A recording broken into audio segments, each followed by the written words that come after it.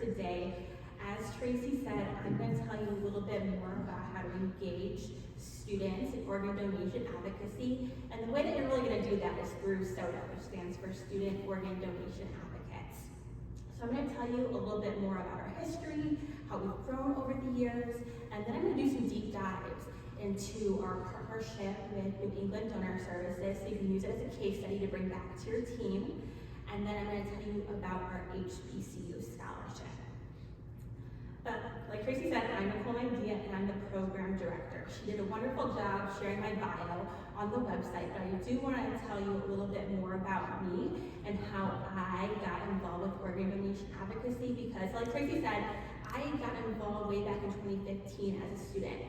And I don't want to brag, but I'm a perfect example of how you can engage a student so that they can be a lifelong organ donation advocate. So in 2015, I was a freshman at Washington University in St. Louis, and at the time I thought I wanted to go to medical school. So when I saw that the original SODA chapter was hosting a tour of Mid-America Transplant to St. Louis's OPO, I was really excited. I was all bought in. I wanted to see this surgical suite. But I didn't know what Mid-America Transplant was. I didn't know what an OPO was, and I didn't know much about organ donation. But that really changed at the event because I met Sarah, who is SODA's today president, but founder at the time. And you'll see a picture here of the tour. Sarah is on the left, and I'm all the way on the right. And at that tour, I heard from Sarah. She's a donor sister. So that was the first time I had ever heard from a donor family member and realized that organ donation could mean so much to people who were grieving, in addition to those who needed a life-saving transplant.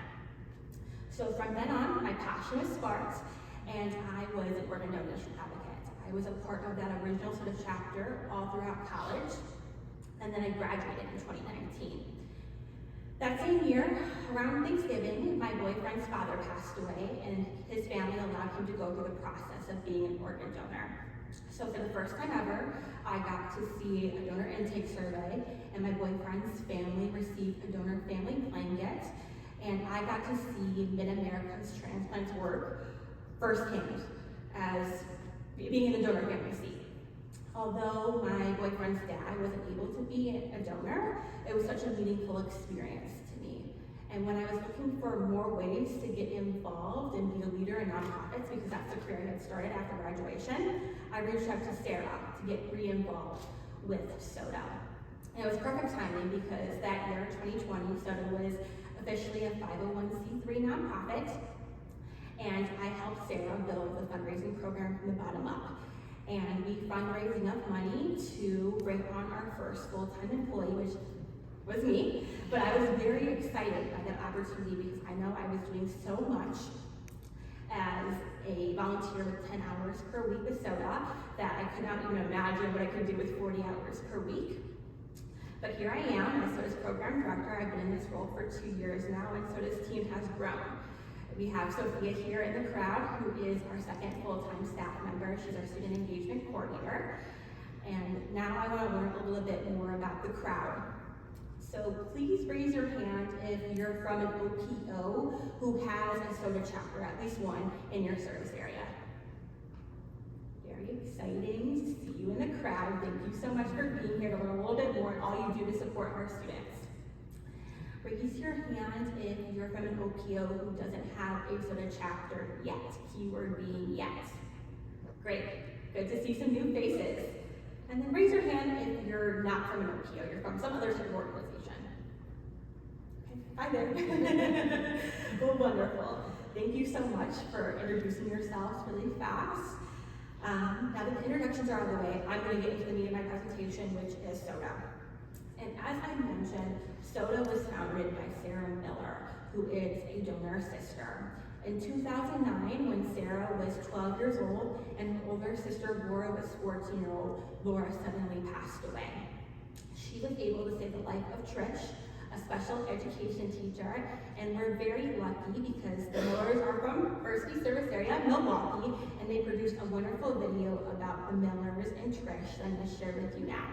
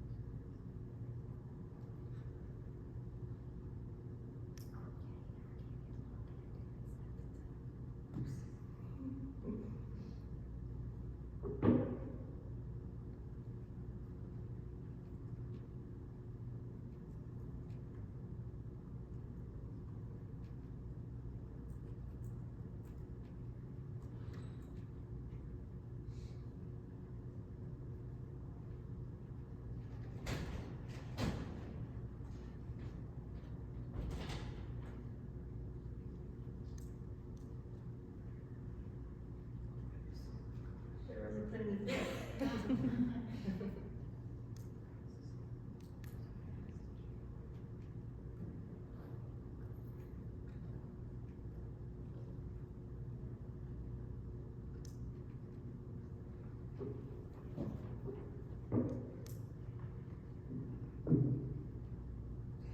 Here we go.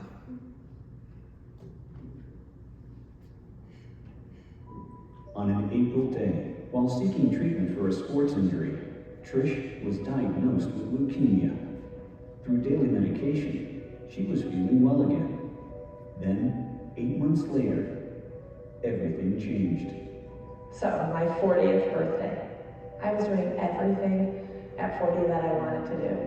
I was teaching school. Health-wise, I was in tip-top shape, married to a great man, with a great family. Everything was wonderful.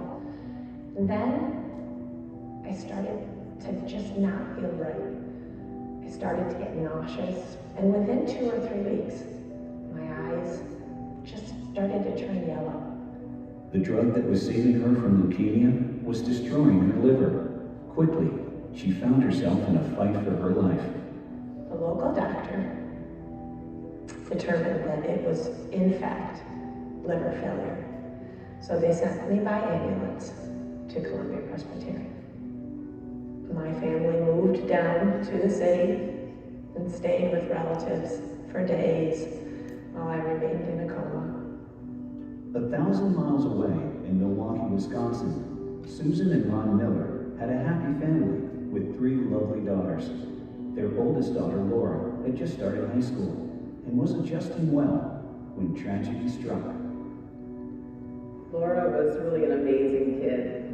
She was just finishing up her freshman year in high school. Laura loved fashion. Her goal in life was to become editor-in-chief of a fashion magazine. Laura had headaches for just about 3 weeks, and the doctor had just said, take a couple of aspirin and, call me in the morning kind of thing. And so the headaches were not something that we were especially concerned about. And on Wednesday morning, she woke up and Laura told me, why do you have 4 eyes, Mom? And then I knew something was very serious. And then she had a seizure, and that's when we called 911. She was awake the entire time in the ambulance.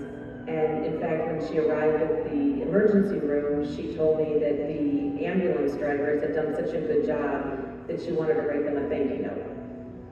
Later that afternoon, Laura received an MRI, and the doctor told us that the tumor could be taken out on Friday, 2 days later.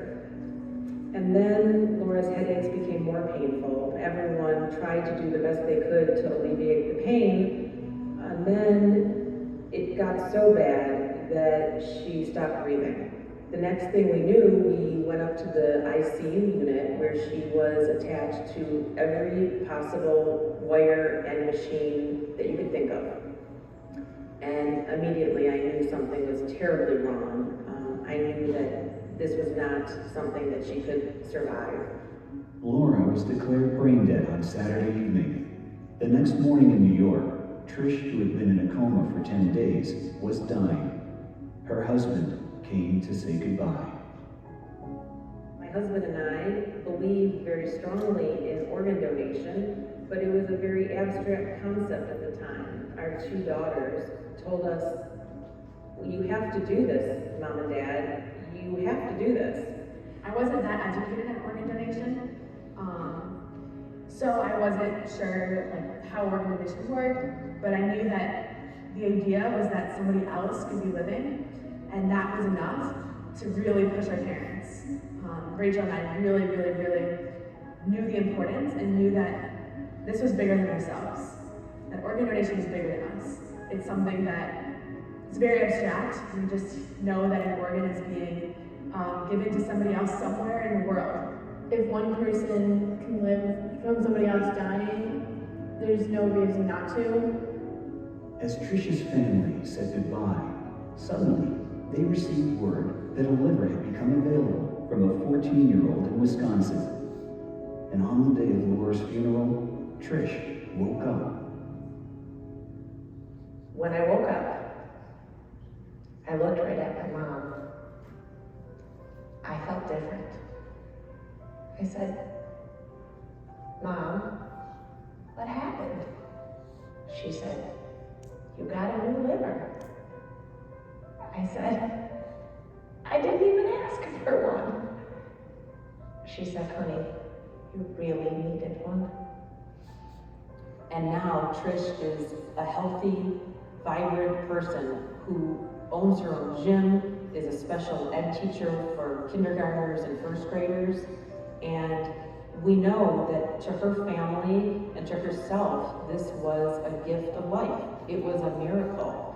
I started thinking about what I could write to this person and what I wanted to tell them about myself and how I could possibly thank a person for such a gift. Where do you even start? Every morning I wake up and I say thank you for my life, for each and every precious moment that I have here, for my family, for my health, for everything that you've given me. Thank you. Please join the organ donor. I'm sure you're all organ donors, so I'll skip this part and navigate back to the PowerPoints. But that video, I've seen it literally dozens of times over the past almost 10 years that I've been involved with SODA, and it still makes me tear up to this day, so I hope it was meaningful to you as well. And even though Laura was able to save a life, this was obviously a difficult time for Sarah and the rest of the Millers. People would ask Sarah if she was okay. They would ask her what it was like to live without her older sister, and those were hard, challenging conversations. But she was able to make those conversations more positive when she was able to share that Laura was an organ donor. And not only did these conversations shift, but these people's minds and their opinions about organ donation were also shifting. They realized that they might want to be organ donors. They realized that they might want to let their loved ones be organ donors. And so Sarah really realized that storytelling and peer-to-peer advocacy were powerful tools to reducing the organ shortage. So she tried to educate her friends and her peers wherever she could. So she went to her youth group and she went to her driver's ed classes to tell them about Laura and how she was an organ donor. And I know that Sarah is not the only one who knows that schools are important places to educate students. So give me another hand raise if your organization goes into schools to educate students about organ donation. Most of the crowd is raising their hands right now. You are spot on because there have been research studies about how important this is. One of these research studies is by Dr. Arthur J. Rubens, and he was studying multicultural students and their perceptions about organ donation. But I feel that some of his findings can be applied to students from any background. And the first finding that I want to share with you is that he believes that schools are the perfect environment for organ donation education because students are primed for learning in those environments. And they're very open to learning about new ideas. Another key part of his findings was that there was a correlation between students who wanted to be registered donors and students who knew somebody who had a positive experience with organ donation, whether that friend was a registered donor themselves, maybe they were a transplant recipient, or maybe they were a donor family like Sarah. So in addition to schools being the perfect environment for organ donation education, peer-to-peer advocacy is very important as well. So when Sarah started college at Washington University in St. Louis in 2014, a year ahead of me, she wanted to continue that peer-to-peer advocacy she was doing at her youth group and driver's ed classes. And so one of the first things she did when she arrived on campus was flip through the student group directory. She was upset to find that there was no organ donation club on campus, but she knew a great next step was to go to Mid-America Transplant and become a trained volunteer. So she went to their volunteer training program, and at that volunteer training, she met 2 other WashU students who were passionate about organ donation. So together, they founded the first ever SODA chapter. And this first ever soda chapter was a lot of work. As you can see here, these are all the steps that they had to go through before they could advocate for organ donation. And there were challenges and trials and tribulations along the way. One example of that is under step 2, which is creating a brand. One thing that we don't share very often is before soda was soda, the original soda chapter was actually called Organize. So capital O-R-G-A-N, little I-Z-E. And that was really confusing to people on campus. They thought that it was a club about cleaning. And so they switched over to the soda name really fast. But that was just one example of how challenging it could be for students to figure out how to advocate on campus and build a brand and get other students to be interested in the cause. And Sarah wanted to make sure that no other student had to struggle that much to begin advocacy on campus. And other students were reaching out to her and expressing interest in advocating on their high school or college campus. So the soda chapter leaders, including me at this time, had to decide if we were gonna expand nationwide and start new chapters, or just be one local, strong initiative. And spoiler alert, as you can imagine, we decided to expand, so Soda National was created. And we call Soda National our like overarching organization that supports all of our soda chapters. And at the time, the national part of that Soda National name seemed like a pipe dream because we were just one chapter. But the name and that dream wasn't ridiculous because we are Soda National. We have over 50 chapters on high school, college, and graduate school campuses today.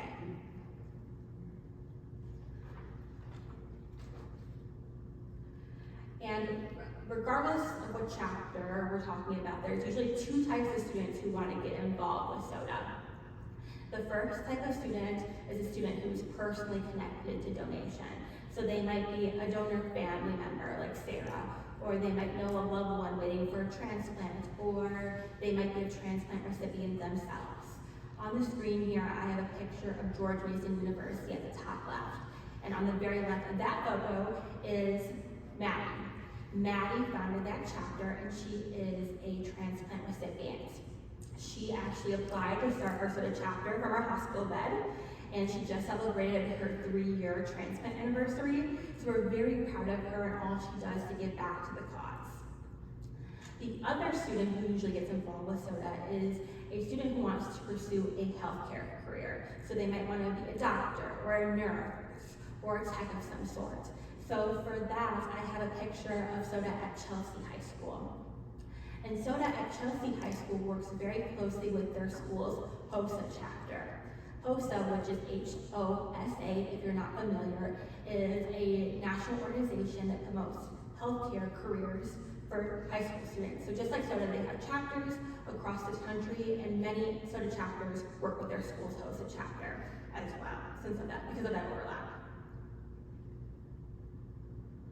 And regardless of their connection or why they have a passion for organ donation, our chapters focus on 2 things, and that is education and registration.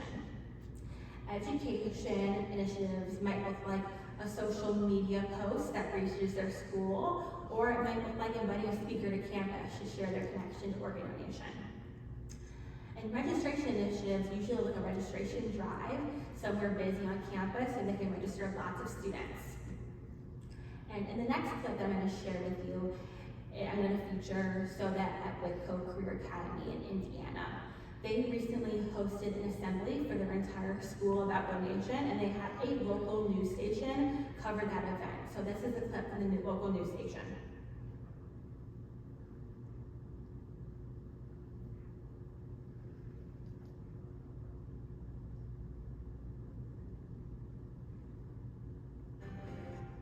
Some high school students wrap up the year with a school-wide assembly on organ donation, but it wasn't just about one day.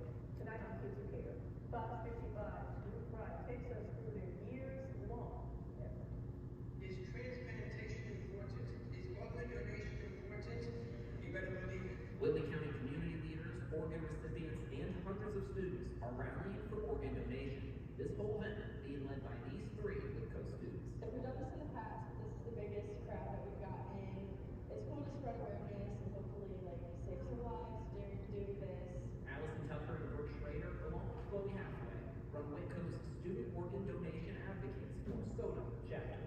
all started 3 years ago when they were inspired by a conversation with their teacher. It's super cool, and it's like a full circle moment because we put a lot of work into all of this. It's cool to be able to see everybody else around us. This year's ceremony highlighted the efforts of a double lung transplant who's advocating against vaping and a local pastor whose grandson is alive today thanks to a stem cell donation. God is giving us life. It's up to us to pass it on to others. Through study, we've met a lot of recipients and donor families, and it's nice to be able to see both sides because some of them see it as a miracle, and for some of them it's tragic, but in the end, we all have the same goal. That goal is to educate the community and convince more people to register as organ donors. These students raised a Donate Life Indiana flag above their school to help share that message. So I was thinking about it like very emotionally, like how showing that we care about that will like help other people who drive by or who go to school that are able to attend, that we like share this emotional impact with everyone. In Laurel, I'm Drew Fry, Fox 55 News. The students say they understand that organ donation may be rather uncomfortable to talk about, but they encourage people to consider registering because doing so could save life. I apologize, the audio there was a little quiet, but I hope the subtitles helped. And we are so proud, I don't know that again, we are so proud of the Co-Career Academy and all of our SOTA chapters because they are saving lives. On the screen here, I have a graph of the number of students are registering as organ donors each school year. And as you can see, that impact is increasing year to year. And I'm very proud to share that since 2014, our students have educated over 77,000 people about the importance of organ donation and registered nearly 6,000 people as organ donors.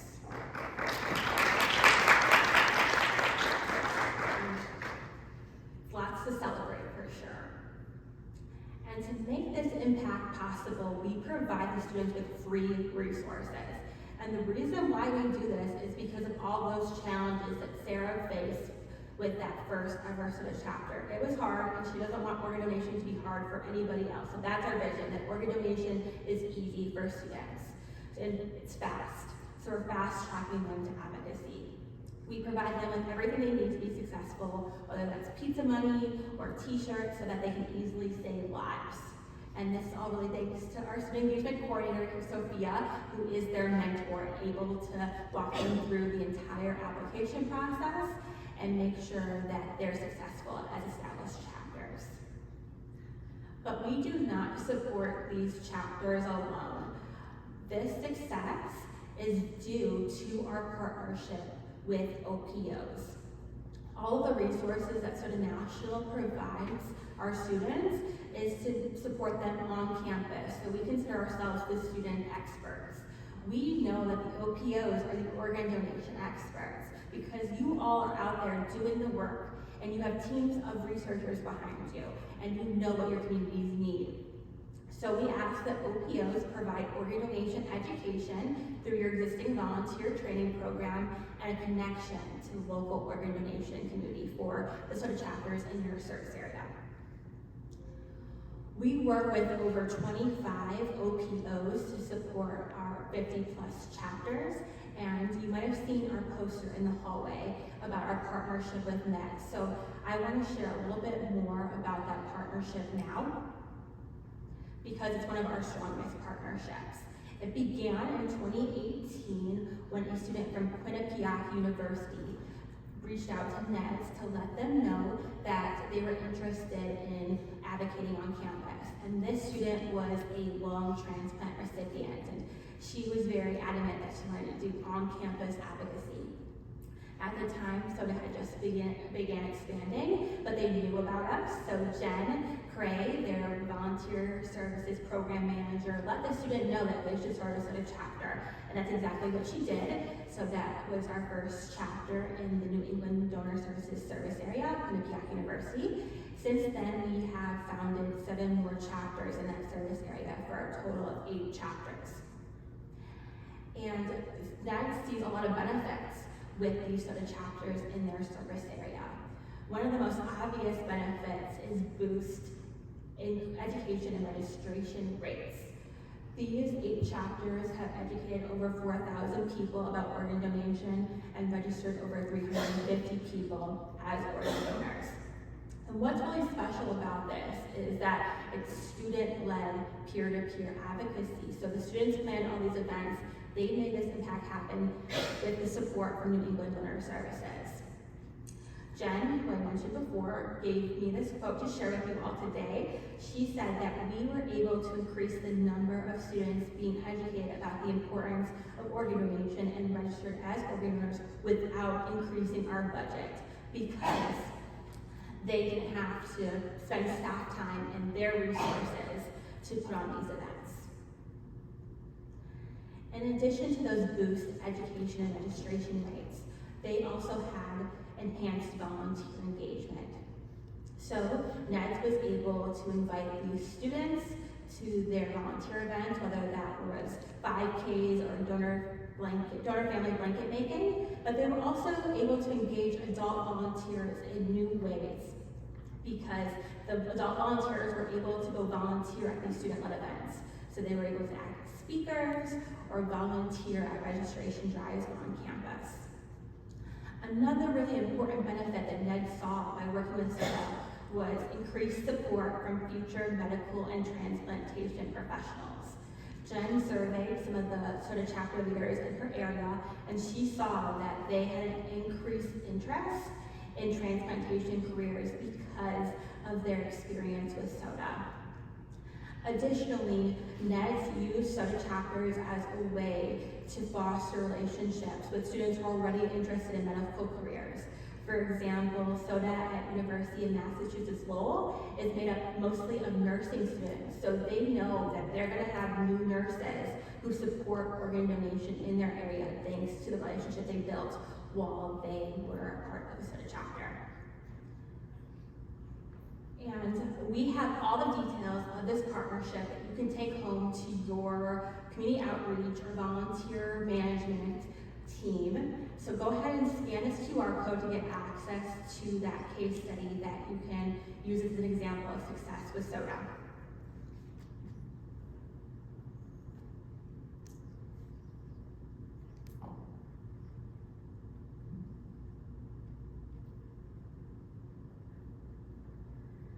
Next, I want to talk about how we recruit students, because OPOs play an important role in this as well.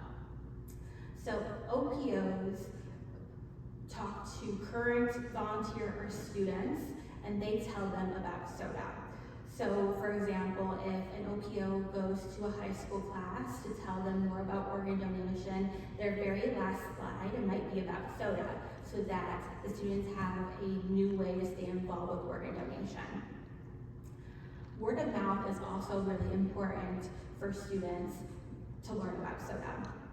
An adult volunteer might encourage the students in their lives to start a SODA chapter, or a friend might encourage a friend.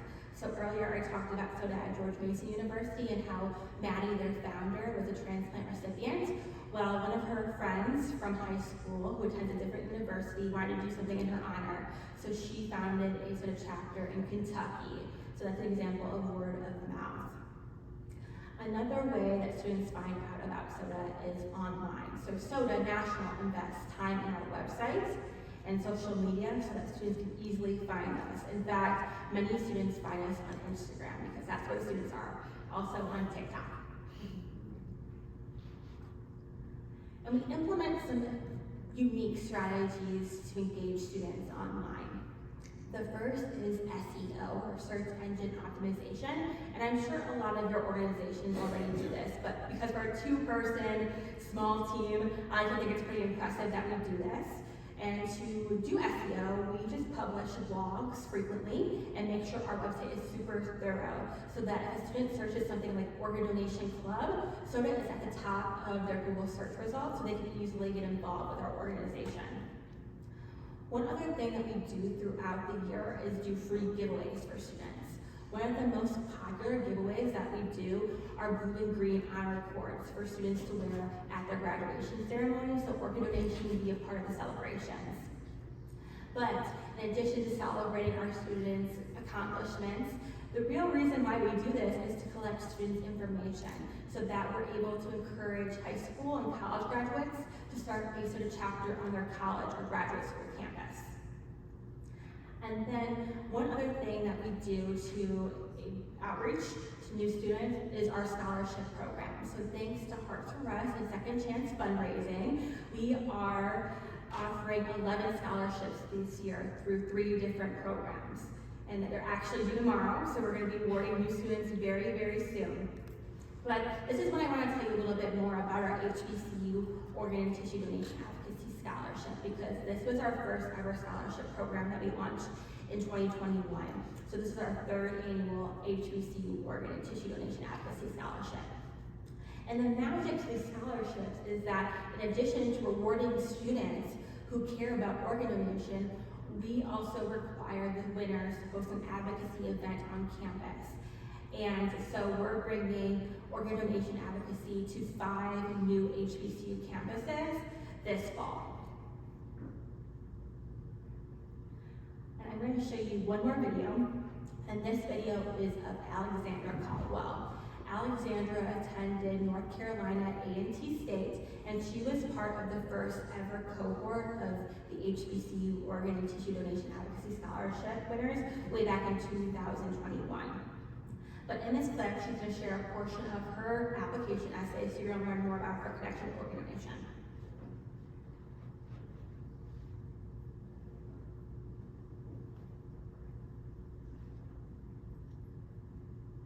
My name is Alexandra Caldwell. I am a senior biology student at North Carolina A&T State University. My family means the world to me, but no one compares to my dad. He was my best friend, mentor, and father all in one. A father picks you up when you fall, protects you, supports you, and is always there for you. My dad knew all of those things, and my entire world was complete until that dreadful day on September 10th, 2014. My entire life as I knew it came to a screeching halt. My hero, the first man I ever loved, passed away. I was engulfed by a rage emotions. His death was the hardest thing I've ever had to experience. Continuing on with my life, knowing that my best friend would not be here to experience it. My father always had expectations for me. He's the reason I was inspired to take biomedical technology my freshman year of high school. Although I resisted, he pushed me to my role. I learned about the process of organ donation, the tedious, painful process patients endure while waiting to receive a transplant, a process that will ultimately fail in saving his life. I asked my father one day after school if he was an organ donor. He jokingly responded no, because I want the doctors to do everything they can to save me and not give my organs to someone else. I explained to him the importance of organ donation and how immoral and unethical it would be to give up from one patient to save another. I don't think that would have been his response if he knew, no, 6 months later, that his life would be dependent upon a organ from the transplant list. Unfortunately, he did not receive an organ, mainly because other potential donors shared my father's same logic. Going through this extremely painful experience has made me realize how increasingly short life can be. I also know that I must start making a difference in others' lives now. In memory of my father, my twin sister and I started the Lactose Foundation my junior year of high school. Together, we educated the community on the importance of organ donation and caring for those in need. Our mission is to encourage everyone to become organ donors. We also orchestrated support groups and informational meetings for patients and their families about the ups and downs of dealing with transplant list. Going through my experience in developing the Lactose Foundation, I have met many families who have either gone through or are currently experiencing the same situation as my own family. The people I have met and the benefits of the foundation are all confirmation that this work is necessary and beneficial to my community. I am encouraged and hopeful that the Lactose Foundation will continue to have a tremendous impact on others around me, thus decreasing the amount of deaths due to the lack of organ donors. The goals and aspirations I have set for myself are grounded and rooted in the foundation my father established for me many years ago. I pledge to use all the wonderful traits and characteristics he instilled in me and to always give back to those in need. Alexandra was very impressive, so the scholarship was definitely well deserved, and we're looking forward to continuing the scholarship for many, many years to come, because we know it aligns with the AOPO's goal to get more HBCUs involved in organ donation and transplantation. And to make sure that we have time for Q&A at the end, I'm going to skip over this slide, and I'm going to tell you a little bit more about SOTA's future. So over the past 45 minutes or so, I've shared with you SOTA's history, and I'm very proud to announce or share that we reached our 50 chapter milestone this past calendar year. So we have over 50 chapters now. As we look forward to the future, we want to start 100 chapters by 2025 to get even more students involved with organ donation advocacy. And this is really wonderful because it aligns with AOPO's goal for 50,000 transplants. It's not going to be possible without education efforts and registration efforts. And as we start more chapters, we're going to be able to help more students share their connection to organ donation and their passion for the cause, just like Sarah did through her SOTA chapter, the first ever SOTA chapter. And we're excited to help more students like Allison, who's pictured here in the middle. Allison founded the SOTA at the University of Alabama, and she founded her SOTA chapter because she wants to be a doctor. She made organ donation a part of her school's very popular dance marathon event just a few months ago, and she educated more than 10,000 people about donation this semester alone with her fellow chapter members. Because of this impressive impact that she's had, she was awarded 2 different awards from her university for her leadership. We're also going to help students like Anthony, who is a liver transplant recipient. In addition to serving as his school's or his chapter's president, he's also his school's student body president, and he wants to make organ donation a larger part of his school's culture. He also serves on the National Board of Directors as our college student liaison. We're also going to help more students like Allison. Allison actually founded the chapter that Anthony now leads, and she is a transplant nurse today, and she still volunteers for NEDS. She was actually the lead author for a research study titled Supporting Reproductive Care for Patients Requiring Solid Organ Transplant, and is in a PhD program right now so that she can do even more transplantation research. So thank you all for being here today to learn more about SOTA, and an extra special thank you to all of the OPOs that already support SOTA chapters. This would not be possible without you, so thank you so much.